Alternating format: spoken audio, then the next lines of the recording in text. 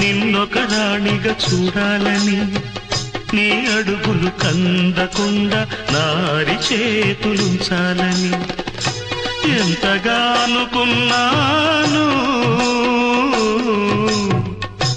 ఏమిటి చూస్తున్నాను, ఎంతగా అనుకున్నాను, ఏమిటి చూస్తున్నాను.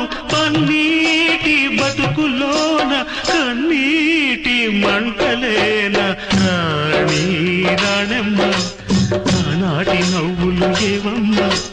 నీ వేడుక చూడాలని, నీ ముంగిట ఆడాలని ఎన్నెన్ని ఆశలతో ఎగిరెగిరి వచ్చానమ్మ.